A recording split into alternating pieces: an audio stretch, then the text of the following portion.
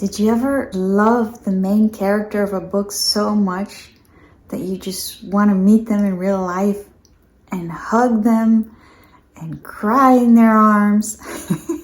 I'm pulling some books off my shelves today that had that impact on me, and I want to share them with you.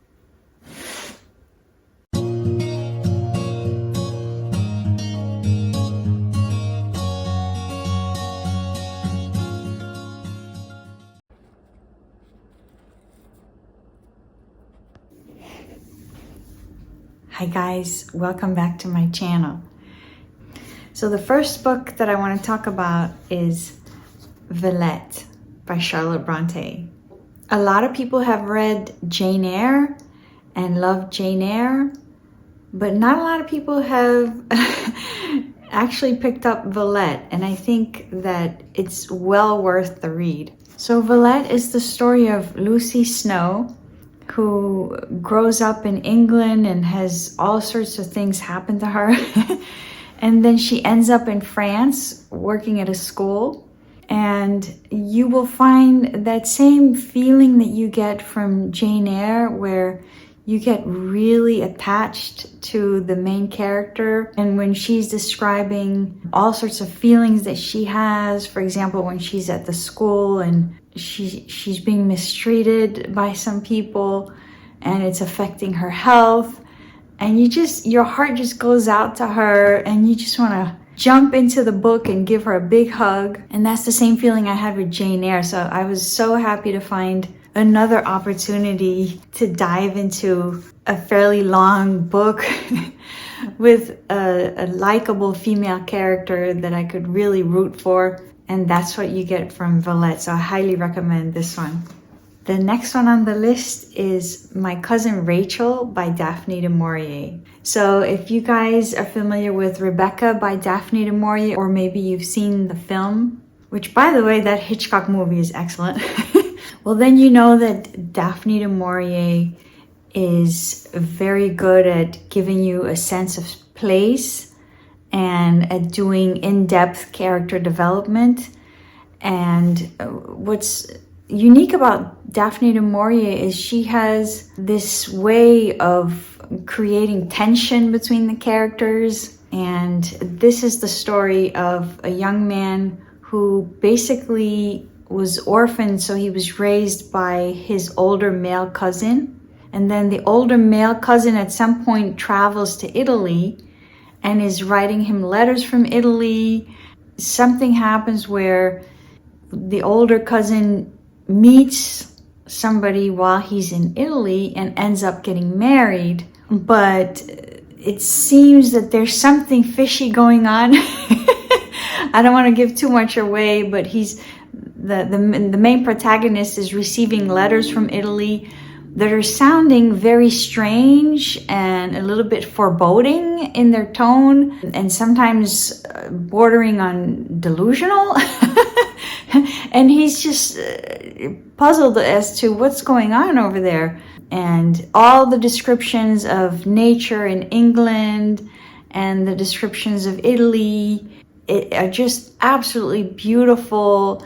And the tension between the characters and the plot just keeps you on the edge of your seat, and you really feel for this character. You feel like jumping into the book and hugging him and telling him it's going to be okay.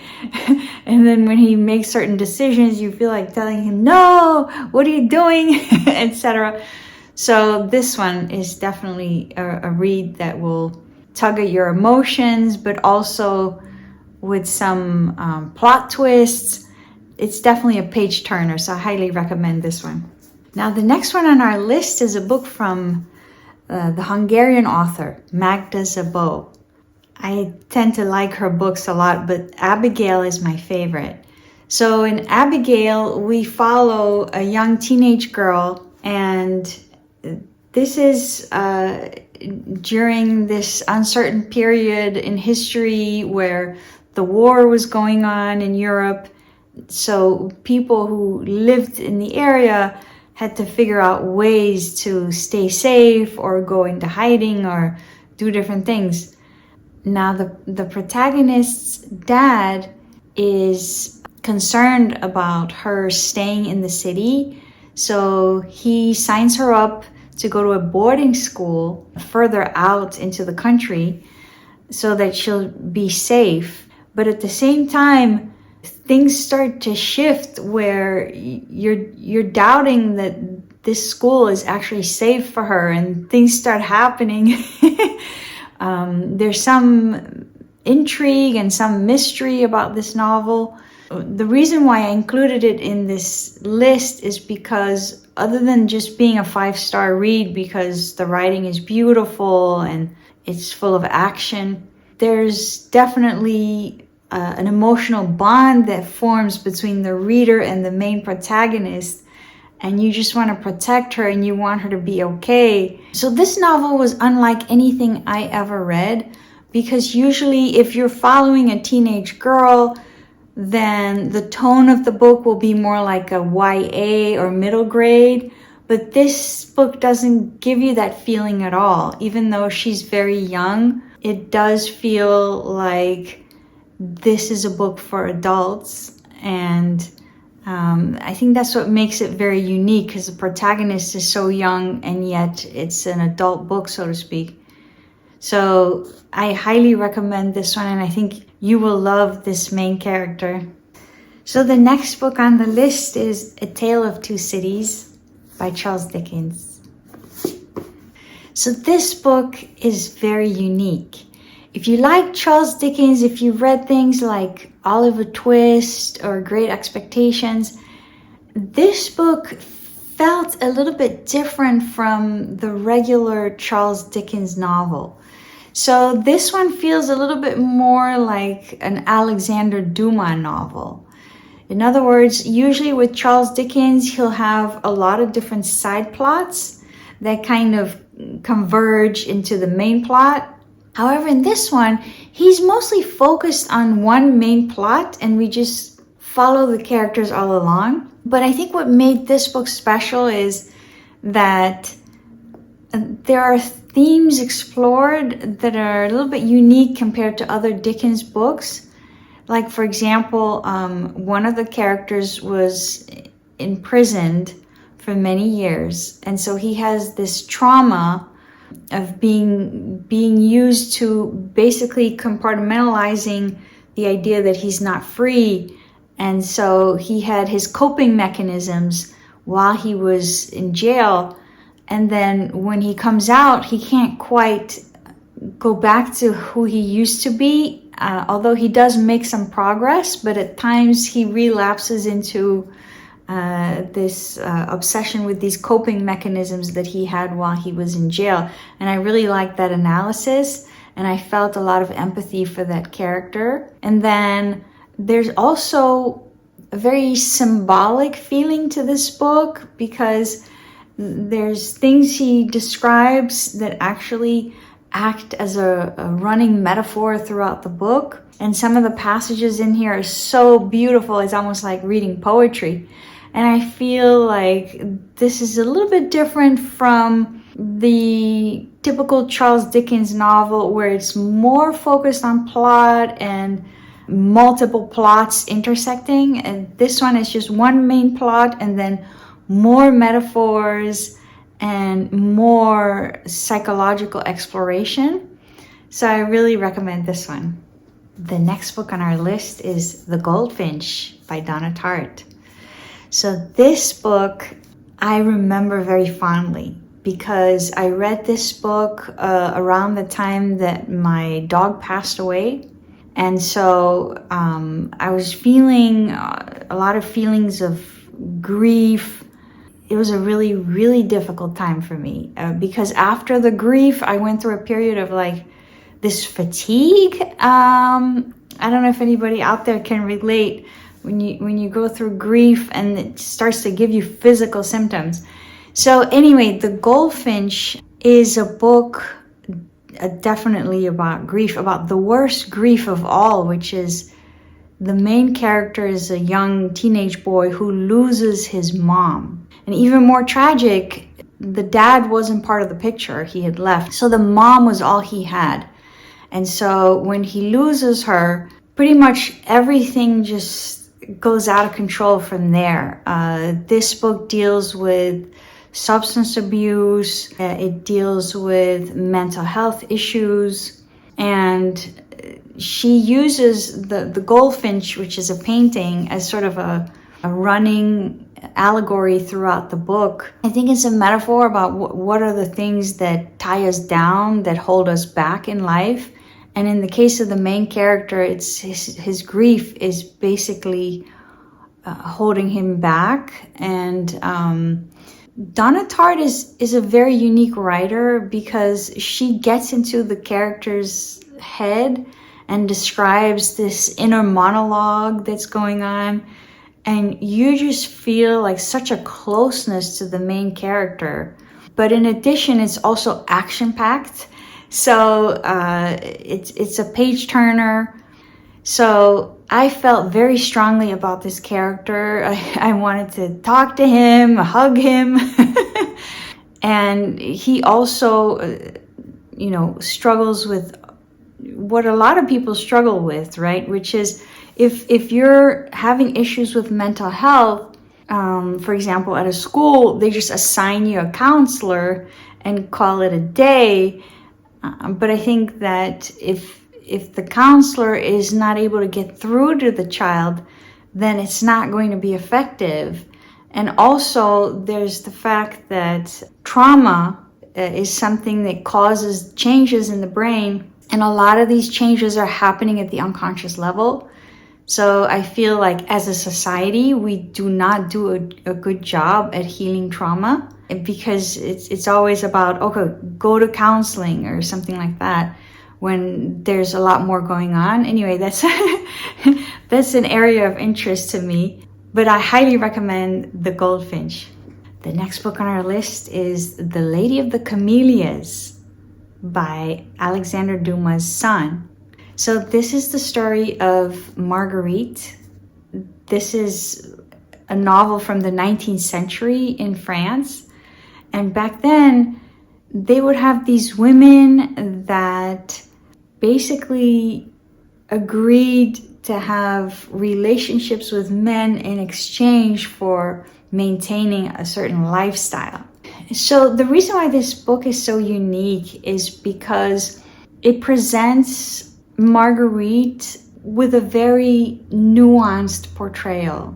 I think it would be easy to just say, oh, she's basically someone with no morals, or she's basically prostituting herself. But the novel doesn't portray her that way. The novel shows how everything kind of fell into place, how she met an older man who told her, oh, you remind me of my daughter who passed away.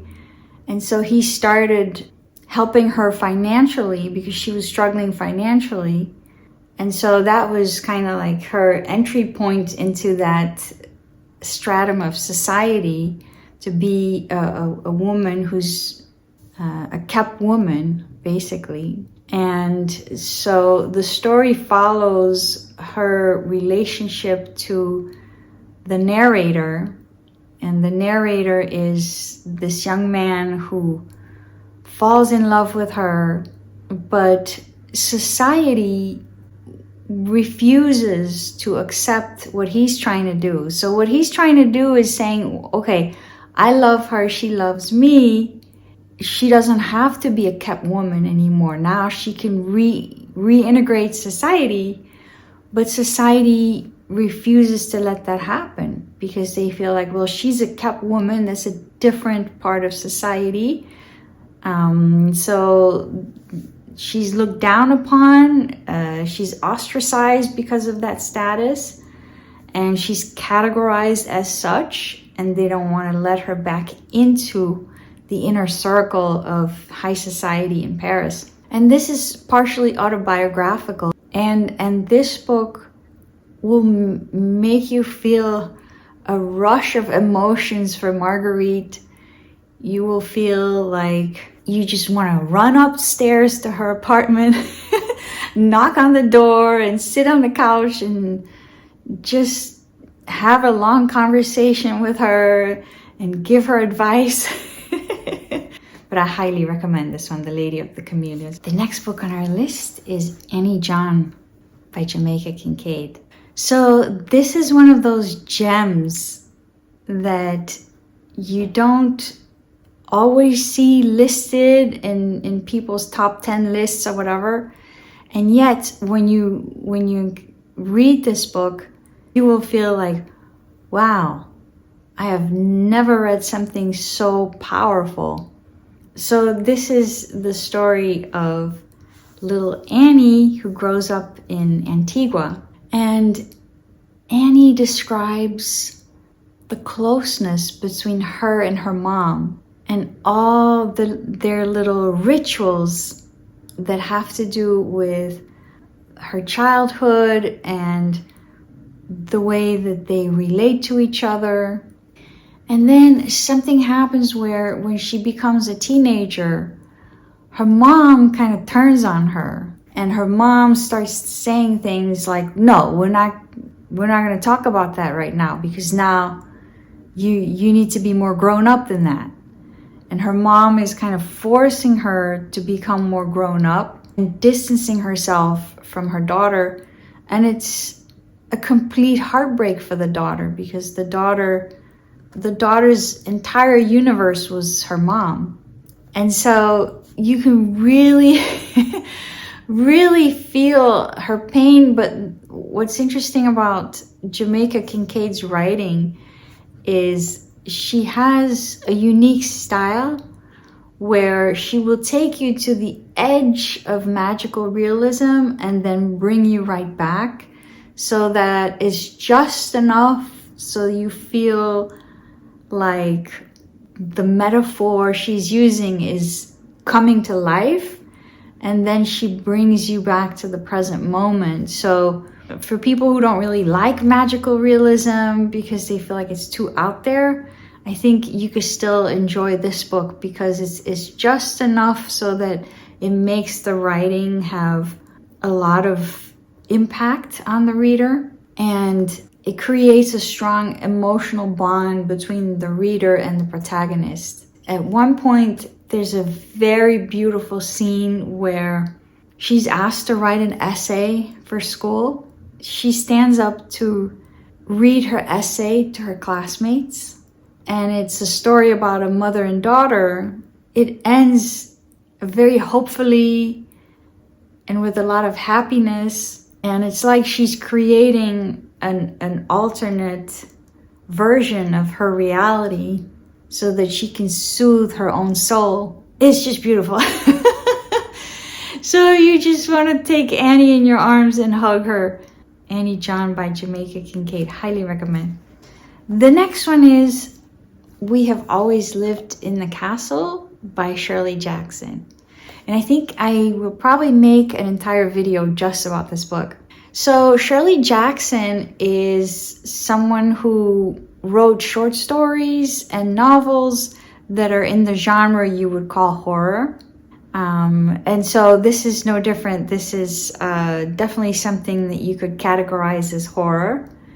Basically, it's the story of two sisters that live in a house, but the family, multiple family members passed away from poisoning. And so there's this suspicion hanging over the two sisters as to, okay, who poisoned the parents? What's going on over there? But it's a multi-layered drama that's playing out, because the entire village has sort of developed this paranoia about these two sisters.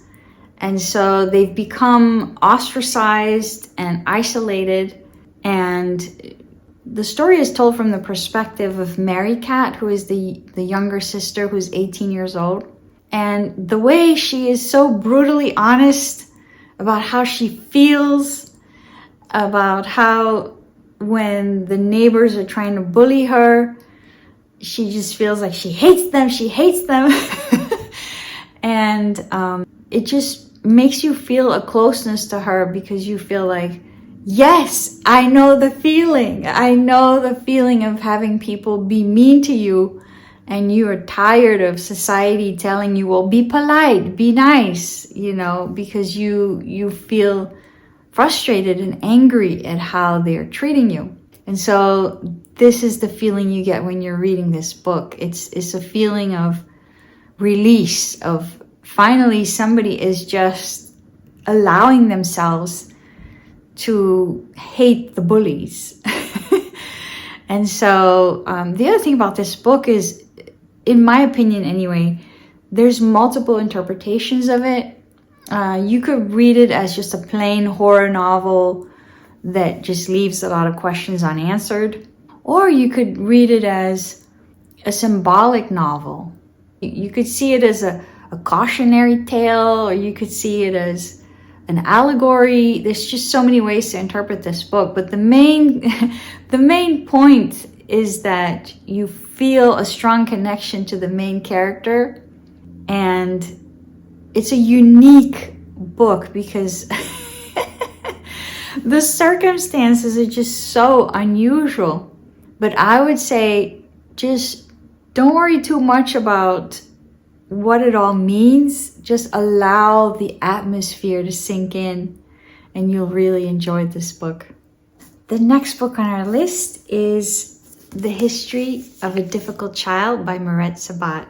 So this is a book that I rarely see on BookTube. This is the story of Salam, a little girl from Ethiopia who grows up in a crazy time when there's been a political takeover, and she is the youngest of all the siblings.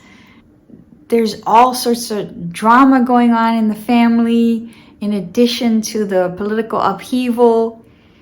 And so little by little you get used to her routine. They sit around the radio and they listen to the radio together. And then you have all these siblings. Some of them are getting married. Some of them are getting jobs. There's a closeness between her and one of the brothers. And she somehow manages to pull you in so that by the end of the novel, you feel a closeness to all these family members. You just want to hug Salam. She is such a wonderful narrator. And it made me realize that sometimes in life, the best books are not necessarily the ones that are out there with a bunch of accolades or some kind of hype. You know, sometimes you just read a book and you connect with it. So I highly recommend this one, The History of a Difficult Child. And the last book on today's list is The Age of Innocence by Edith Wharton. I actually made an entire video on this one because I felt like I had so many opinions about it. But basically, this is a book about a young man in New York City in the 1870s, and he's about to propose to his fiancée. Basically, it's a portrayal of how society was back then. But to me, the reason why I love this book is because Edith Wharton gets into the mind of this young man and shows you all his hopes and dreams and his little disappointments, all the little dramas that play out behind closed doors, which is something that Edith Wharton is so skilled at, is showing you the contrast between the face that you present to society and the idea of preserving appearances. And in my video where I talked about this book, I also imagined an alternate ending to the book just for fun. So if you're intrigued, check it out, okay? But this is Edith Wharton's The Age of Innocence. Beautiful book. That's all I have for now. Don't forget to also check out my latest cozy vlogs. I have one from New York and one from London, and also my list of favorite books from 2024. And let me know in the comments what other videos you guys want me to make. Till next time, happy reading!